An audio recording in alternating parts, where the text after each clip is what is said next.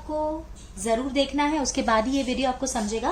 Last video में हमने most safe speed की बात की थी कि अगर हम बैंक रोड पे एकदम सेफ चलाना चाहते हैं तो हमको कितनी स्पीड रखनी है, √RG tan थीटा। लेकिन हम कभी भी वो एग्जैक्ट स्पीड नहीं रख पाते। तो अगर हमने हमारी व्हीकल की स्पीड उससे कम या उससे ज्यादा रखी तो क्या होगा।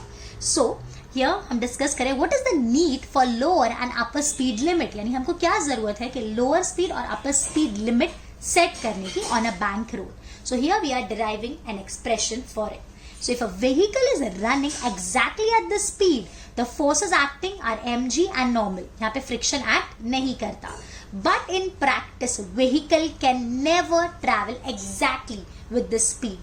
तो अगर हम इसके अलावा कोई स्पीड की बात करते हैं तो फ्रिक्शन जो है वो हमारी मदद करता है। So for other speed, static friction between road and tyre help us to a certain limit. So first we are dealing with for the speed which is less than RG tan theta.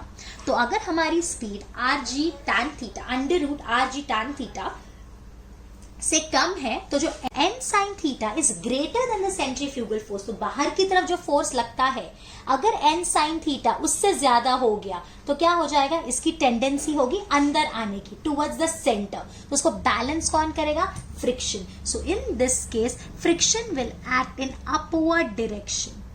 So here this is static friction, इसको भी हम दो parts में divide कर रहे हैं। Here this is theta, so this is Fs cos theta and this is Fs sin theta. So in this case the force of static friction will act upwards. Clear? तो अगर अभी हम इसका equation लिखने जाए तो हम कैसे लिखेंगे, नीचे कौन है mg और ऊपर कौन है n cos theta plus Fs sin theta। तो अपन इसको लिख सकते हैं mg is equals to n cos theta। Friction force होता क्या है, it is nothing but mu into normal, so mu n sin theta। Similarly, n sin theta minus Fs cos theta will be providing the necessary centripetal force. So n sin theta minus Fs cos theta is providing the necessary centripetal force, that is mv1 square by r। हमने इसको नाम दे दिया v।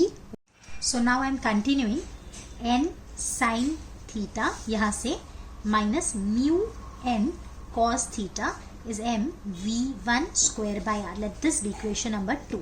So now divide equation 2 by 1।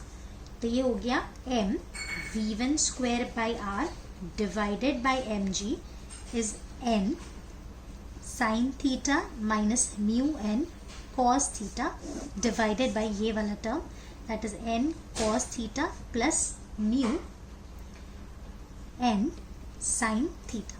m cut जाएगा, so v1 square by rg, इस पूरे को आप n common निकाल के काट सकते हो और इसको cos theta से डिवाइड करते हैं, so tan theta minus mu divided by 1 plus mu tan theta, so v1 is equals to under root of rg tan theta minus mu divided by 1 plus mu tan theta.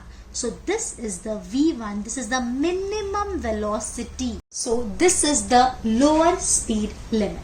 Okay, now if you are considering if mu is greater than or equals to tan theta, तो यानी जो mu है वो अगर tan theta के बराबर है तो हमारा v minimum कितना आ जाएगा, then v minimum will be equal to 0. As you know कि ये जो mu है अगर ये tan theta से बड़ा हो गया तो ये वेलोसिटी नेगेटिव हो जाएगी, तो उसको आपको कंसिडर नहीं करना है, ठीक है। Now for greater speed, like v is greater than rg tan theta, that is the case 2, तो क्या होगा, तो हमारा जो सेंट्रीफ्यूगल फोर्स है that is mv2 square by r वो n sin थीटा से ज्यादा हो जाएगा, मतलब बाहर वाला फोर्स ज्यादा हो जाएगा, तो व्हीकल ऊपर जाने की कोशिश करेगी। तो अगर व्हीकल ऊपर जाने की कोशिश करेगी तो फ्रिक्शन उसको सपोर्ट करने के लिए नीचे की तरफ लगेगा। So this is F S and this is theta. तो ये हो जाएगा हमारा F S cos theta and this will be F S sine theta.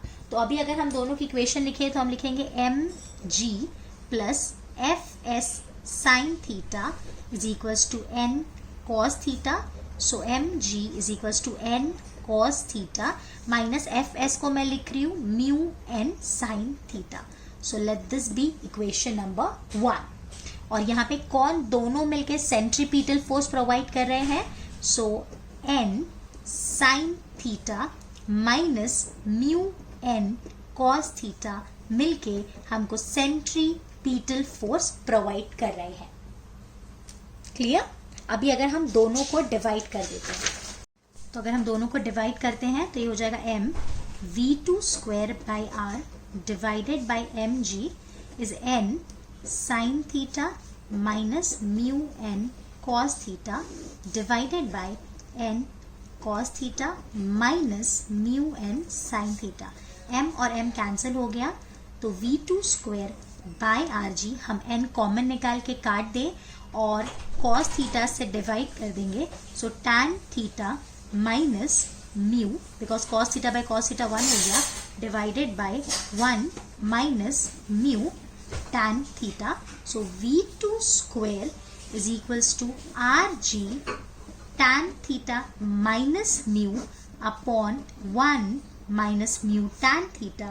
So V2 is under root of Rg tan theta minus mu divided by 1 minus mu tan theta.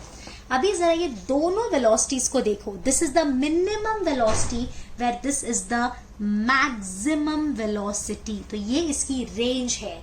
So minimum velocity is under root R G tan theta minus mu upon 1 plus mu tan theta, and the maximum velocity is under root rg tan theta minus mu upon 1 minus mu tan theta. खाली आप difference देख सकते हो, यहाँ पे plus है और यहाँ पे माइनस है. If mu जो है हमारा this is equals to cot theta, तो यहाँ अपन cot theta डाल देंगे तो cot theta is 1 by tan theta. tan theta cut जाएगा तो 1 आ जाएगा, तो 1 minus 1 0. So this V max will become infinite.